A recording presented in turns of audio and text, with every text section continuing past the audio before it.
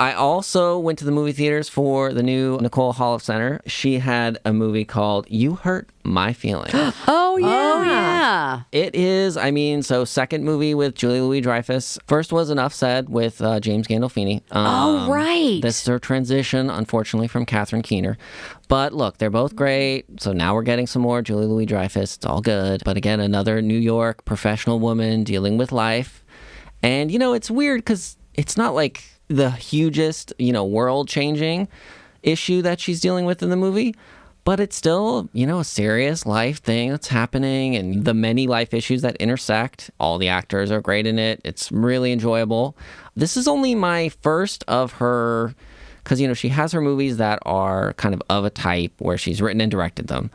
And then she's actually now branched out. There was A Last Duel and there's Can You Ever Forgive Me, right? Yeah, she didn't direct that. Oh, okay. So I've seen some of those, but this was my first one of these. And it was like, wow, this is why you keep making them, because they're really good. I remember Walking and Talking, I think, was the first time I became aware of her, and maybe even the first time I saw Catherine Kenner. Yeah, me too. And was impressed by her. And now looking at her sort of film biography, Lovely and Amazing, Friends with Money, which was, I highly recommend Friends with Money. And then ironically, My Girlfriend's House was featured in Friends with Money. So, but there's quite a few films where, she has her collaborators, probably behind the scenes, but Catherine Kenner seems to be like in 4 or 5 of her films. She's a really good screenwriter. Well, when you get around to it, you do need to see it, I think. Yeah. I'm liking where Julia Louis-Dreyfus is going with her career. Yeah. She's leaning into sort of these independents and character-driven scripts.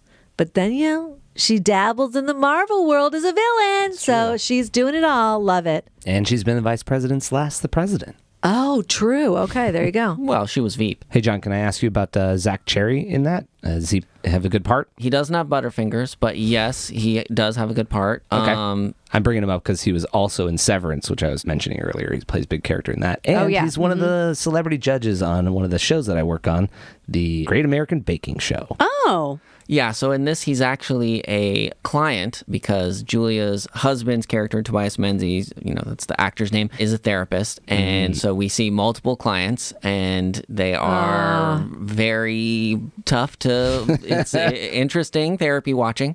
But Zach, he's one of his clients, and it really is a weird evolution of what's happening there. And you're like watching, you're like, so are you listening or who's listening and not, like where? Oh, okay. We are going to have a step forward. Great.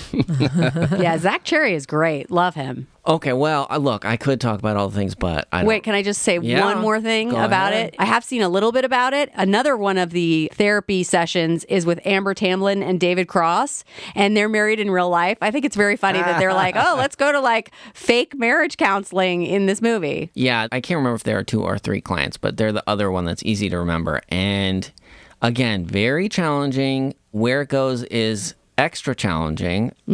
It makes sense. It's not unrealistic, but it's not exactly encouraging. So you're like, well, I could see how this happens, but I don't like it. Oh, I see. Okay. Well, I love them, and I think it's very cute that they did this. Yeah, it doesn't feel cute. But Oh, that's all no. right. Oh, That's okay. fine. Therapy is not exactly a fun thing to watch, I think, to begin with, separate from shrinking. So yeah, it's why would it be cute?